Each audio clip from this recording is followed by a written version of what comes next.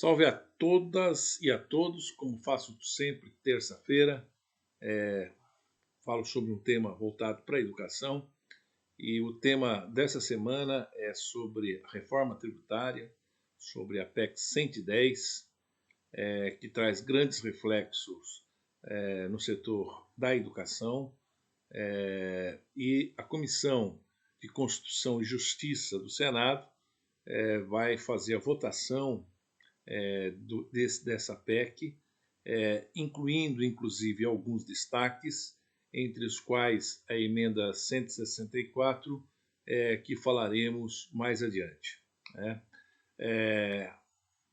Era para ter sido votado no Senado na semana passada, mas o setor de educação, com grande resistência através do Fórum e todas as entidades que compõem o Fórum, um trabalho intenso dentro do Congresso Nacional, a fim de demonstrar as especificidades existentes na área de educação. É uma área importante, é uma atividade essencial e, como tal, ela precisa ter um tratamento realmente diferenciado dos demais setores. E nesse sentido é que o senador, inclusive, Cajuru, acabou fazendo um pronunciamento muito importante, fazendo a defesa da necessidade de se ter um tratamento diferenciado para a educação, subsidiado com nota técnica do Fórum e de todas as entidades que representam o Fórum, a fim de que os senadores entendessem a complexidade e os impactos que isso venha a ocorrer caso efetivamente a PEC seja aprovada do jeito que está, sem a alteração do destaque. Esse destaque foi feito pelo senador Jader Barbalho, a emenda 164, e é uma emenda que todos, principalmente o segmento da educação, deve se atentar e trabalhar num esforço grande junto aos seus representantes, senadores, para que realmente seja rejeitada a PEC do jeito que está, mas que principalmente se tenha a inclusão da emenda 164, tratando de forma diferenciada a educação. Não há dúvida nenhuma que 3 reformas sempre são necessárias, todo governo fala, todo governo, principalmente quando inicia, diz que vai fazer, que é a reforma tributária, política e administrativa. A reforma tributária, sem dúvida alguma, ela é necessária, porque é quase que realmente, como se diz, um manicômio tributário que o Brasil vive. Né? E o que é pior ainda, além da necessidade de realmente racionalizar, não se pode ter uma reforma tributária que venha ainda impactar na educação, impactar de forma negativa, ou seja, a atual tributação, como é no Brasil hoje, seja majorada ainda mais, a fim de atingir a quem? Vai atingir indiscutivelmente os alunos, tanto da educação básica, educação superior, enfim, educação formal como um todo.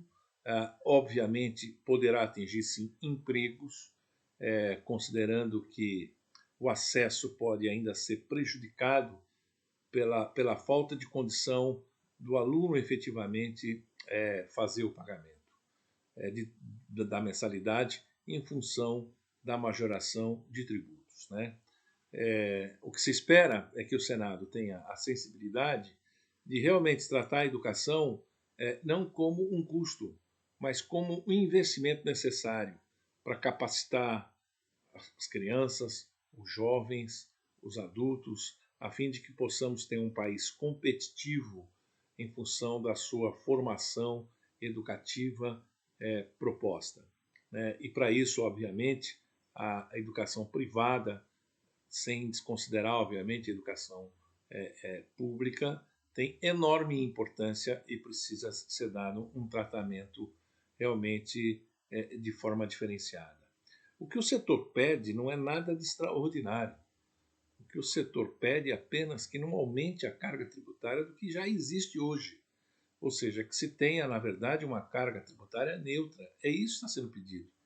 Ou seja, não é nenhum absurdo. Afinal de contas, todas as reformas que se falam, que são propagadas no sentido de desonerar a atividade privada, um Estado mais enxuto do ponto de vista de arrecadação, para que se tenha eficiência efetivamente na atividade que hoje as instituições, principalmente na educação, ela exerce. Então, ou seja, é simplesmente a proposta de não aumentar a alíquota. Bom, se aumentar a tributação existente, o que implicaria de cara? Indiscutivelmente, o aumento de mensalidades escolares. E a mensalidade escolar, principalmente em janeiro, é um ponto essencial, considerando o impacto dela que tem na inflação. Então, ou seja, a inflação aumenta, né? O aluno tem maior dificuldade de pagar, com isso muitos alunos vão deixar de estudar, na educação básica vão se transferir para o setor público, onerando ainda mais o setor público, uma vez que esses alunos hoje estão na iniciativa privada, e na iniciativa privada, inclusive, contribuindo com tributos propriamente dito. Né? E mais ainda, uma reforma tributária, obviamente, ela não pode ter a pretensão de alterar as isenções fiscais já existentes, porque isso tem impacto em contratos, em relações já existentes, no caso, por exemplo, do ProUni, né, um programa extraordinário, muito bem elaborado, então não faz nenhum sentido ter um impacto desse, e mesmo em relação às imunidades.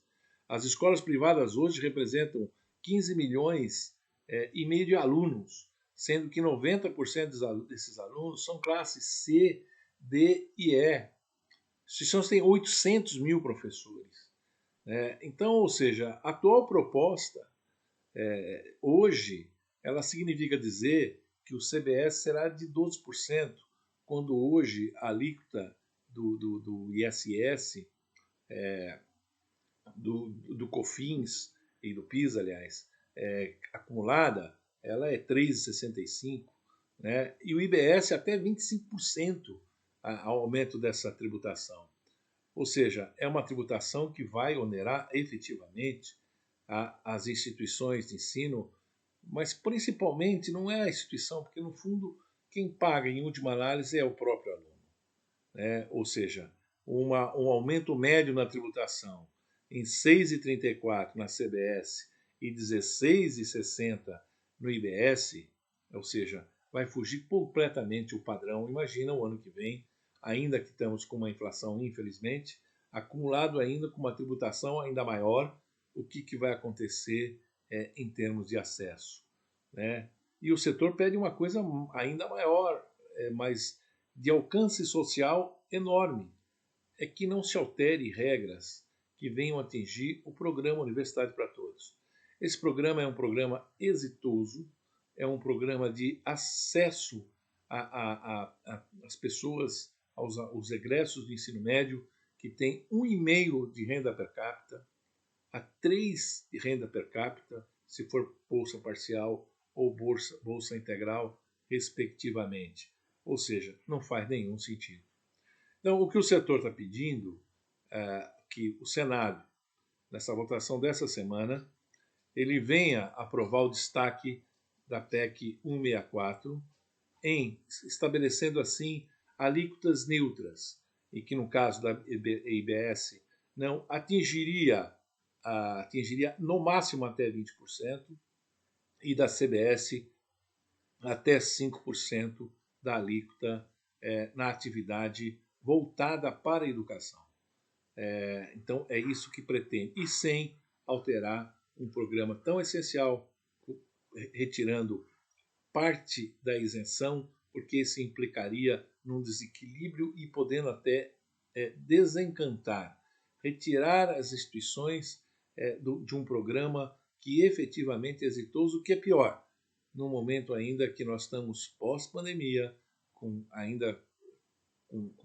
crises de natureza econômica, precisando avançar uma série de coisas, e ainda o aluno tendo esse prejuízo e esse desencanto, eventualmente, de não poder mais estudar por um custo tributário. Então, é isso que o setor defende, uma defesa extremamente razoável, porque, no fundo, o que ele está pedindo é simples: não aumentar a carga tributária que hoje já é arcada pelo setor privado. Muito obrigado.